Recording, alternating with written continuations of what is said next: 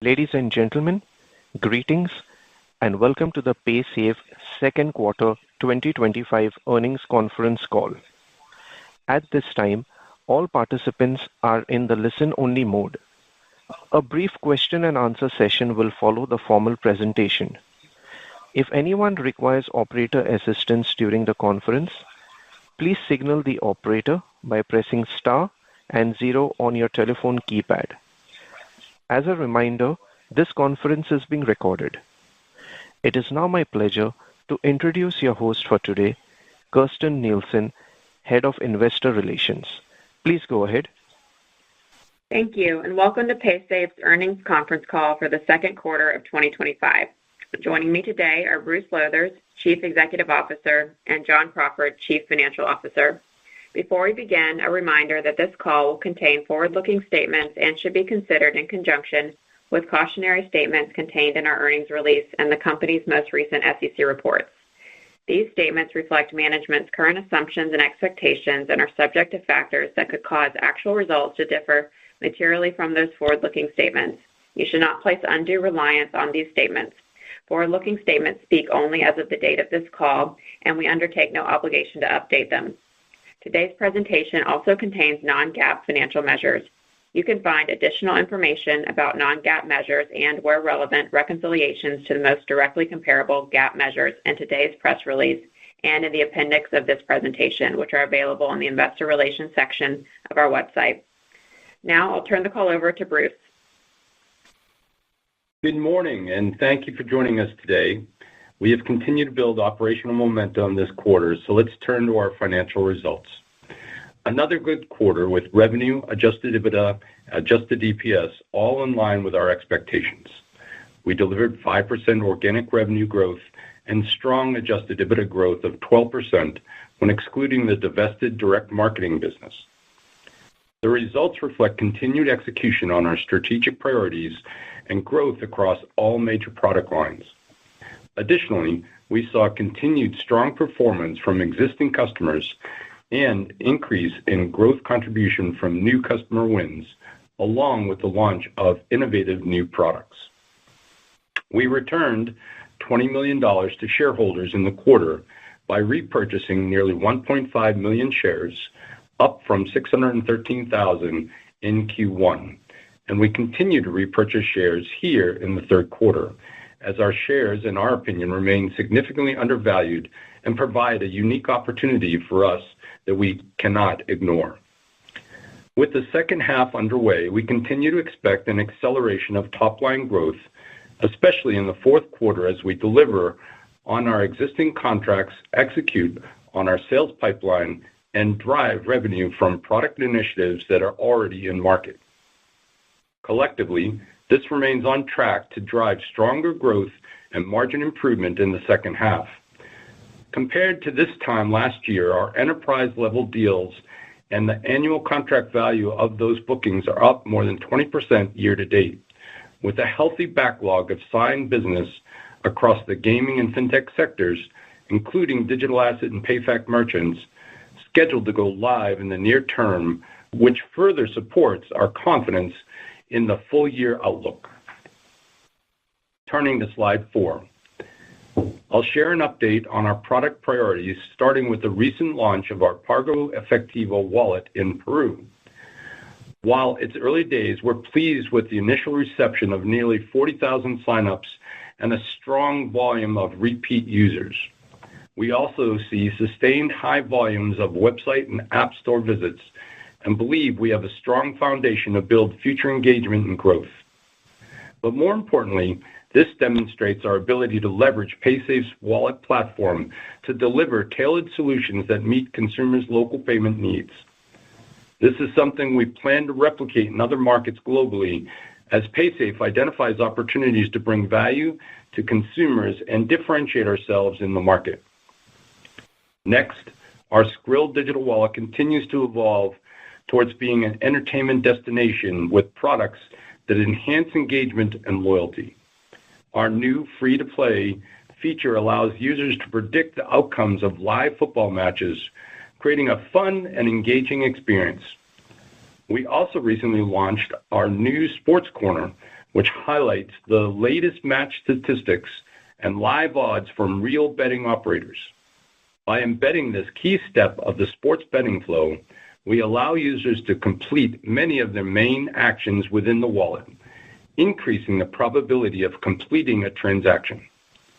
We are seeing strong active user engagement with these new features, placing consumers at the heart of the action. With respect to our eCash solutions, we continue to demonstrate the success of our online channel with continued product enhancements and regional expansion. This shift towards online account-based distribution has seen revenue growth of 37% year to date, supporting engagement and recurring activity by users with a digital footprint. While revenue contribution is relatively small at $22 million in the first half, our own online store is now our largest distributor. Lastly, in Q2, we signed BBVA, a major Spanish bank that is expanding operations into Germany. Through this partnership, we are enabling BBVA's consumers to seamlessly deposit and withdraw cash to and from their bank accounts at any of our point-of-sale partner locations in the region. This further expands our reach through partnerships with leading mobile and retail banks, similar to our recent collaborations to provide digital cash solutions to Revolut and Deutsche Bank, among others. While there is a lot more happening across both merchant and consumer portfolio, this gives you some of the highlights of our current product initiatives that are already in market. This represents a cultural shift in the organization, bringing us closer to our midterm goal to drive 10 to 12% annual revenue contribution from products released in the last 3 years. Turning to slide 5, we continue to be very pleased with the progress on our enterprise side of the sales organization and pipeline. Our growth in e-commerce continues to be very strong, exceeding 30% in the second quarter and broad-based across iGaming and other verticals. The quality of our e-com and enterprise bookings continues to improve and is driving higher quality revenue growth overall, including high single-digit growth from our top 20 countries with positive momentum across Europe, which saw double-digit regional growth for the first time in years. On the SMB side, we discussed on prior calls that we have some more work to do as we rebalance and optimize the SMB team and go-to-market channels. While attrition is slightly elevated from where we want it to be, we're encouraged by our new mid growth this quarter, which was up 6% across the SMB portfolio, including growth from the direct channel. We continue to implement more efficient marketing programs to drive sales qualified leads with better close rates, while at the same time focusing on the retention of high value accounts. Lastly, we remain very excited about our expanded partnership with Fiserv, where we've already seen a promising response to our Clover initiatives. To wrap up, we're seeing solid progress towards our priorities to drive new product growth, ramp up the sales organization, leverage key partnerships, and drive greater scale and efficiency across the Paysafe network. With that, I'll ask John to review the financial results and outlook.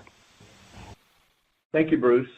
Let's move to slide 7 for a summary of our second quarter results.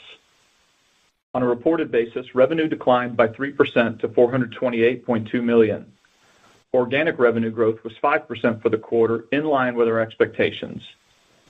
Organic growth reflects continued double-digit growth from e-commerce, 1% growth from SMB, and 3% organic growth from digital wallets, and it excludes the impacts from the divestiture, foreign exchange, and interest. Adjusted EBITDA was $105 million, and adjusted EBITDA margin was 24.8%, up 80 basis points compared to the first quarter. When we exclude the impact of the divestiture, our gross margin declined 160 basis points, driven by 2 ongoing factors: lower interest revenue, which accounts for 40 basis points of the decline, and the remainder reflecting business mix. As we've discussed on prior calls, the shift in mix is mainly driven by higher ISO channel growth within our Merchant Solutions segment. This was partially offset by a decline in SG&A, reflecting our continued cost discipline and the non-recurring pieces of last year's investments. Excluding the contribution of the divestiture and prior year EBITDA, adjusted EBITDA growth would be 12%, with margin expansion of 130 basis points. Turning to cash flow, we generated $54 million in unlevered free cash flow in the quarter, with a 51% conversion of adjusted EBITDA, compared to 59% in the second quarter of last year, reflecting unfavorable FX movement on cash held in foreign accounts. Without this FX impact, our conversion would have been 60% for the quarter. On an LTM basis, unlevered free cash flow was $272 million, reflecting 64% conversion, and we expect the full year to be in line with our target range of 65 to 70%. Adjusted net income was $27.6 million, or 46 cents per share, compared to 59 cents in the second quarter of last year, as the prior year period included $25 million of EBITDA from the divested business, as noted in our press release. The GAAP net loss of $50 million for the quarter included a $31 million valuation allowance on our UK deferred tax assets, as we no longer meet the accounting recognition threshold. Additionally, we are evaluating the U.S. tax implications of the One Big Beautiful Bill Act and expect it will result in a full valuation allowance against our U.S. deferred tax assets in the third quarter of this year. I'll point out that these are non-cash expenses driven by accounting recognition requirements that have no impact on our cash taxes. Turning to slide 8 for a breakdown of our revenue growth drivers year to date. Revenue attrition was 12% for the first half, which reflects modest improvement from Q1 to Q2, but remains slightly above our expectations. Existing customer growth was strong at 13%, which includes clients onboarded in 2024 and will naturally moderate as the year progresses and we annualize the start dates of client onboards. The growth contribution from new customers and new product initiatives improved to 6% in Q2, resulting in a 4% contribution to growth for the first half of the year. Turning to slide 9 to discuss the merchant segment results.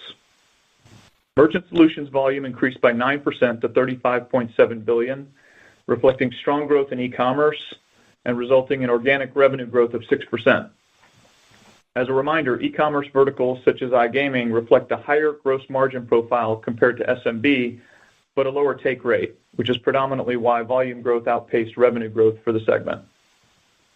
Adjusted EBITDA for the segment was $39.7 million, with an adjusted EBITDA margin of 17.1%. There's a lot of noise here, but looking past the impact of the divestiture, the main driver is the mix headwind due to stronger performance in our ISO channel relative to SMB Direct. SG&A for the segment declined sequentially from the elevated level in Q1 and compared to the prior year, reflecting a lower level of investments and improved productivity. Excluding the divested business, adjusted EBITDA margin for Merchant Solutions would have improved 280 basis points year over year. Turning to the Digital Wallet segment on slide 10. Revenue from digital wallets was $201.2 million, an increase of 3% on an organic basis, despite a lower level of sports betting events compared to the second quarter season last year. Our 3-month actives were 7.2 million, up 3% compared to last year, reflecting growth from LATAM actives, our new collaborations with retail banking merchants, and growth in our classic digital wallets supported by strong consumer acquisition activity and marketing campaigns to re-engage users. Adjusted EBITDA for the digital wallet segment was $82.7 million, which was flat compared to last year, including a $4 million headwind from lower interest revenue and also reflecting business mix due to high growth in our eCash products. Segment SG&A was higher in the quarter as well, due largely to increased marketing to support our launch of the Pago Efectivo wallet and foreign exchange impacts. Turning to slide 11 for an update on leverage and capital allocation. At the end of the quarter, total debt was $2.6 billion, and net leverage increased to 5.4 times, as the stronger euro at the end of June increased our euro debt balances by more than $100 million when translated back to US dollars. The divestiture is the biggest driver of this temporary increase in our net leverage, and we expect to start growing over that impact to our LTM EBITDA metric in the back half. I'll point out that this impact on the debt balance due to FX does not impact our interest expense, which was $34.5 million in Q2, down 7% compared to the second quarter of last year. Our current interest rate is 5% and down 80 basis points year over year. Lastly, we purchased 1.5 million shares during the second quarter at an average price of $13.41 per share, and an additional 1.5 million shares to date during the third quarter, bringing our year-to-date total to 3.6 million shares. While we are keen to delever, the low prices in our stock have been too attractive to ignore. Finally, turning to slide 12, we're reaffirming our 2025 outlook based on our year-to-date results and what we expect for the remainder of the year. We continue to expect organic growth in the second half to accelerate to the range of 8 to 10%, with the fourth quarter expected to be our strongest quarter for reported growth, organic growth, and margin performance. The drivers are consistent with what we shared on our last call. We expect to do roughly 1 percentage point better on existing customer growth, bringing that to approximately 9%, and while attrition is tracking less favorable at 12%. We continue to expect our new customer and NPI growth to contribute roughly 10%. As Bruce discussed earlier, our product initiatives remain on track, and our anticipated new customer growth is supported by strong growth across our enterprise deals and ACV. We also have a healthy book of business currently in client delivery that is scheduled to go live here in the second half. As such, we remain confident in our full-year guidance, which you'll see reiterated on slide 13, reflecting 7% organic growth at the midpoint of the range and adjusted EBITDA growth in the low to mid-teens when normalizing for the impact of the business disposal. Lastly, our margin profile is expected to improve in the second half, supported by overall growth and operating leverage, along with a slight mix improvement at the segment level, where we expect a stronger contribution from digital wallets in the second half, as well as margin improvement in the Merchant Solutions segment, with an expectation that our initiatives to improve growth and channel mix will lead to an increase in gross margins in the second half. With that, I will turn it over to Bruce for final remarks. Thank you, John. I'd like to close by thanking our teammates for their continued commitment to our customers, which led to Paysafe being recognized as one of the world's top fintech companies for 2025 by CNBC and Statista for the third year in a row. Their hard work and focus have resulted in our improved execution across the company, setting us up to deliver our third consecutive year of organic revenue growth while helping to shape the future of payments for the experience economy. Now, let's begin the Q&A session. Thank you. Ladies and gentlemen, we will now begin the question and answer session. If you would like to ask a question, please press star and 1 on your telephone keypad. A confirmation tone will indicate your line is in the question queue. You may press star and 2 if you would like to remove your question from the queue. For participants using speaker equipment, it may be necessary to pick up your handset before pressing the star keys. Ladies and gentlemen, we will wait for a moment while we poll for questions. Our first question comes from Timothy Chiodo with UBS. Please go ahead. Hi, good morning. This is Jing Zhang on for Tim. I wanted to touch on your partnership expansion with Fiserv. So last quarter, you highlighted Clover Capital. So 2 areas of questions. Number 1 is, does Clover reach directly to your end merchants for their new capital extensions? And if so, how has adoption been trending with your customer base? Yeah, thank you and good morning. Appreciate the question. So, yes, in regard to Clover and our partnership there, the Clover Capital will be available through the business wallet, and so it reaches directly out to the consumer. So just for clarity, it'll be a Clover wallet, and so it'll be, in essence, a white label wallet for Clover that goes to their customer base. We will have a version that goes to our customer base as well, But yes, all the ancillary services will be available to merchants via the wallet. Got it. I think the initial, That's really helpful. In regard to the initial adoption, it's very early days, and so we're pleased with the initial uptake on the product. Capital has been working well, and I think, but it's very early, but we're very pleased with the response from our merchants at this point. Got it. Thank you, Bruce. I believe that your offering of capital you mentioned is through a partnership with Jaris. So also curious about the trend on that front and also unit economics compared to other VAS offerings that you have, and also maybe compared to the Clover Capital offering. Yeah, the economics are very similar on both sides of the product offering, whether it's Clover Capital or our direct capital line. So there's no risk that we're assuming as part of the business. It's in essence a referral fee on each of the capital deals, the lending deals that we do. So economics are very, very similar. Uptake is very, very similar on both sides of the portfolio, whether it's direct through us or on the Clover side. Understood. Thank you so much for taking the question. Thank you. Thank you. Our next question comes from Trevor Williams with Jefferies. Please go ahead. Great. Thanks very much. I just wanted to start with the bridge to the rest of the full year. I mean, the organic acceleration over the next 2 quarters and the step up in margin expansion. It sounds like it's mostly from the enterprise deals in the pipeline, but if you could just expand on the main drivers there and just how you would frame the level of visibility overall. Thanks again.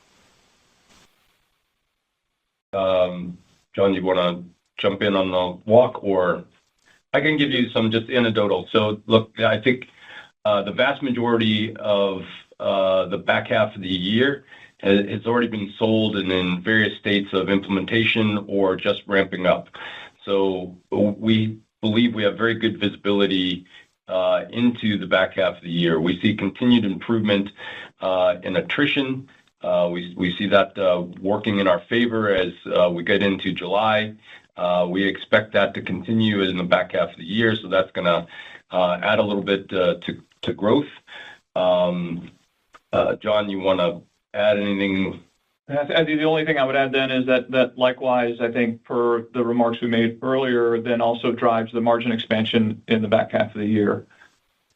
And it's really both the contribution from the wallet side of the business as well as improvement in the merchant segment where we see both the gross profit and EBITDA margins improving in Q3 and Q4 to drive the margin improvement. So again, I just recap. We've got improvement in attrition that we can see and it's already visible. We have really strong pipeline and execution against the pipeline that we've sold in the first half of the year that will rotate into revenue in the back half of the year. We have continued improvement or expansion in our new products as those continue to roll out across the back half of the year as well. So the vast majority of the back half of the year has been sold. It's now just a kind of implementation and ramping up is how I would classify it. We still have some work to do. There's not, we're not sitting here saying, okay, we're done for the year. We still have work to do, but we feel very confident about what we've sold and the momentum of what we have coming out of the first half of the year. Okay. No, that's very clear. Thanks, guys. And then just for my follow-up, I wanted to ask on the e-commerce business. iGaming's been a consistent call-out from you guys forever, but it also sounded like you're seeing strength in some of the other verticals within the portfolio as well. If you could just expand on those, maybe where you're seeing kind of accelerated bookings momentum would be helpful as well. Thanks. Yeah, I think that's a fair call-out. I think when we look at the overall portfolio, as we said, we've got just north of 30% year-over-year growth. The gaming business, as you said, we've called out, has been pretty consistent, over 50% growth, for the last couple of years, at least in the last 2 years. What has been nice, it's starting in this year, is you're really starting to see significant movement in the other verticals within e-commerce. Chris Peterson's team has done a great job kind of expanding that. And we see now in Q2 we had double-digit mid-teen growth in that side of the house as well. So we're really ramping on that. We're pressing hard on that. We expect that continue as we move forward into the back half of the year. Okay, thanks very much. Appreciate it. Thank you. Our next question comes from Darrin Peller with Wolfe Research. Please go ahead. Guys, thanks. Bruce, I know you guys were. Hey, how are you? You were talking about the growth of SMB MIDs, obviously looking good.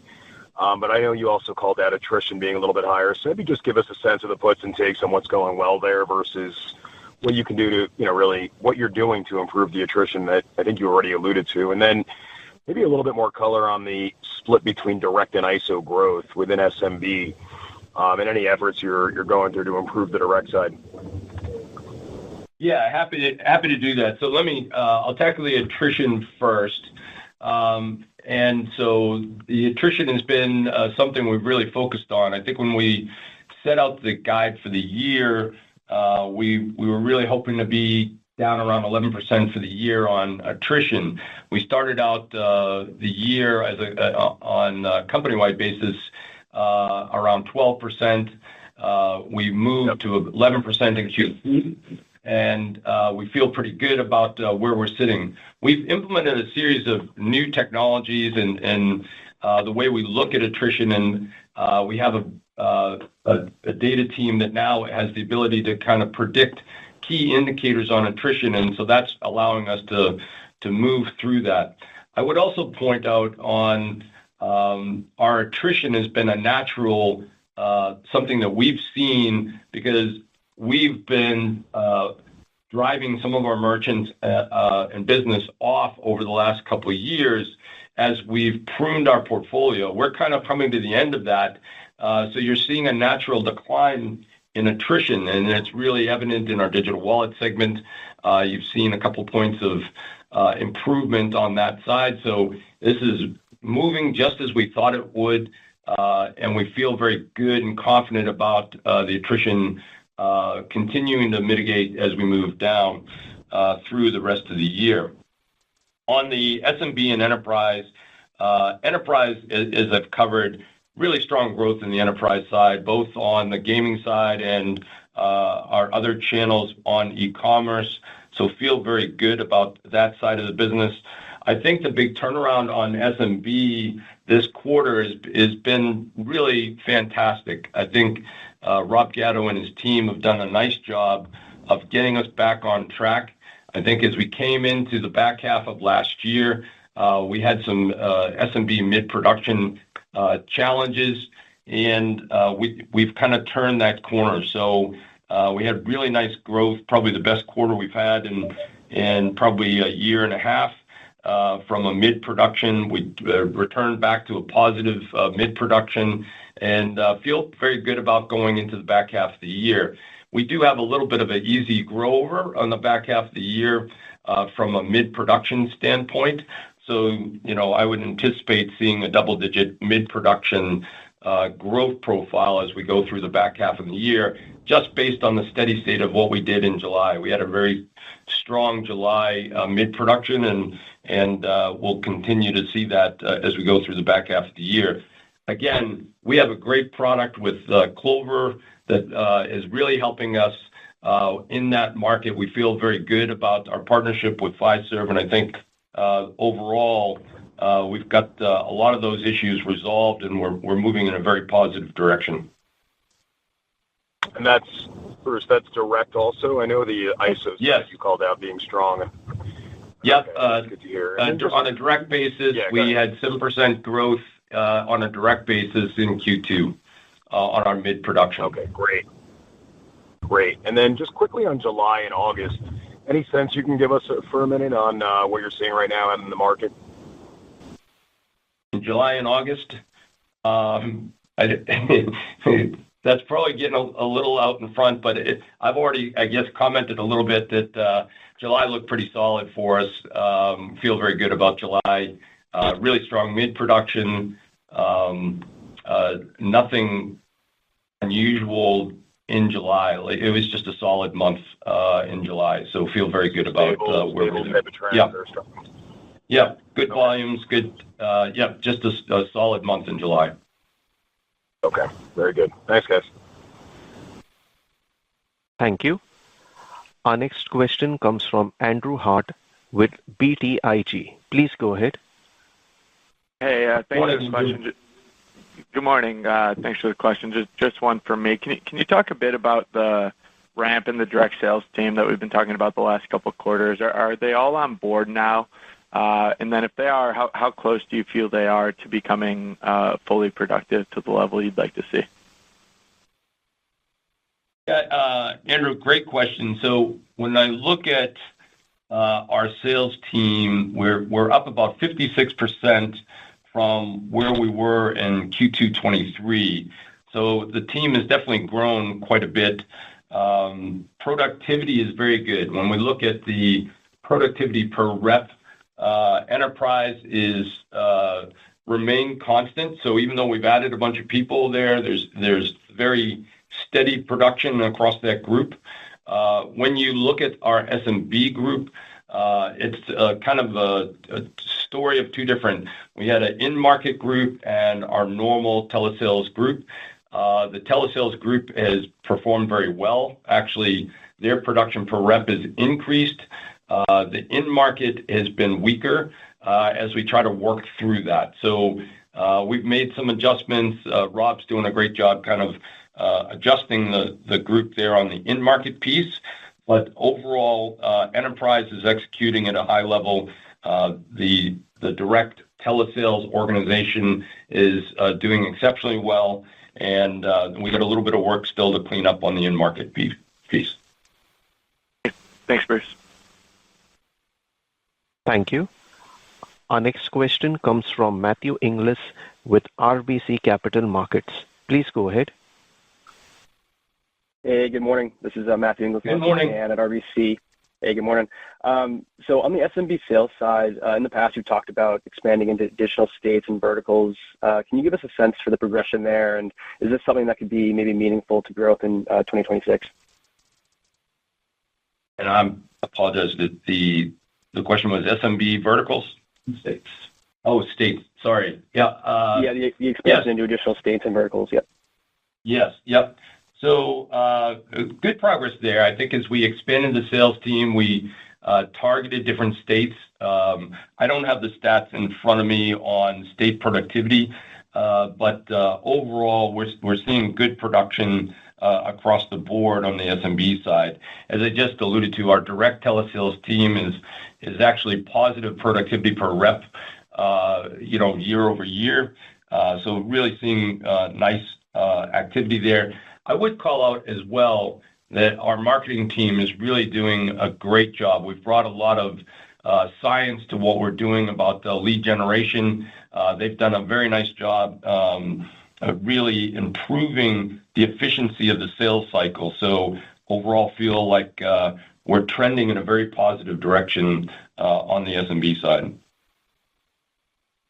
Got it. Thanks. And then on the Pago Efectivo wallet, can you maybe give us a deeper sense for where you're seeing traction? I remember there was kind of the gaming angle and then the more general use case for it. What's kind of driving success at the moment, and what's your strategy and maybe the cadence from this point to ramping it? Yeah, the Pago Efectivo wallet was really an exceptional launch process. It's again, our team down in Latin America, just Peru, just did a great job with it. Our marketing team, exceptional job with the launch. It's really something that we're building off of an existing portfolio of customers. 81% of the customers we surveyed said they would use our wallet. We're seeing really nice adoption here in the first 40, 50 days. which we put in the prepared remarks. So we feel very good about kind of the progress there. There's still a long way to go. We're still rolling it out, increasing acceptance.